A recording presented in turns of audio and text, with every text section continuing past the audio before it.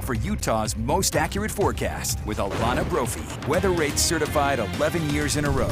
The heat is on with those temperatures jumping above average for our Wednesday. We knew that high pressure would take control, and gosh, it sure is in control. Live look from our Southern Utah University Network camera in Cedar City, where we've hit 90 degrees at this hour. It's above average for them this time of year. And high pressure really driving the bus. We've got a dry pattern setting up due to the high, but it doesn't last forever. I'll show you when it changes. Our high temperatures, they're going to spike, especially in southern Utah, but also the potentials there in the north.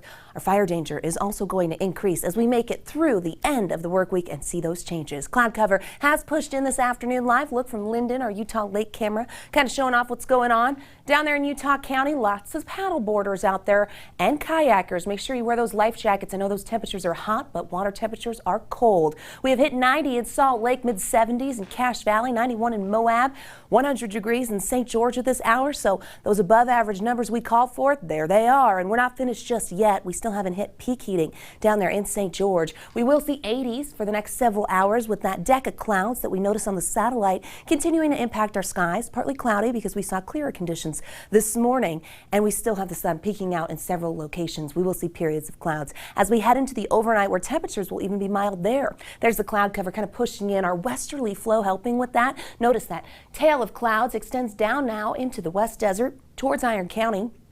Clear in St. George, but we know that's going to change. Cloud cover now pushing over into the Uinta Basin as we get through the next couple of hours. So we've got that daytime heating. It means business. And as we head into tomorrow, we really will see those above average numbers even more so. We're going to jump a few more degrees. We also have that excessive heat watch for Washington County that will evolve into a warning as we approach Friday. This ridge of high pressure peaks Friday into Saturday, and that's when we expect our hottest temperatures. By the end of the work week, the heat will be noticeable really throughout the state, and the breeze will start to pick up in the south. That is going to amp up fire concerns, especially as we head into the weekend into southern Utah. That excessive heat watch will likely be a warning at that point. Hot and sunny, and you want to make sure you find ways to be cool. This is going to sneak up on you.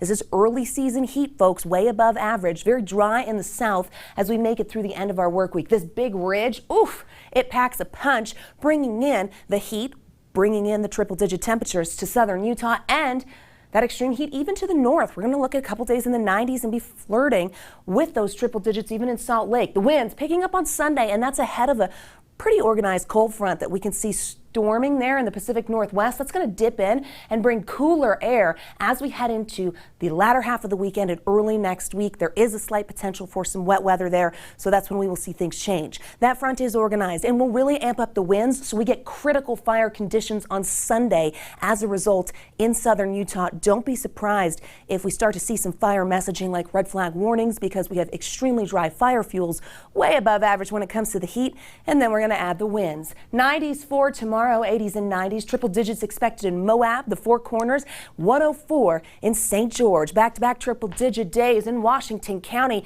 Mean business. Saturday we peak at 107. Cooler air by the beginning of next week. The Wasatch Front shows those numbers in the 90s. You can see we get close to that record on Friday.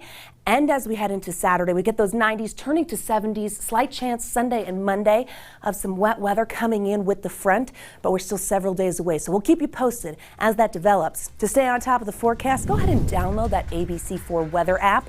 It's really easy to do. You take a picture of the QR code right there on your screen, takes you to the App Store. You can download for free, and that way we can be there for you.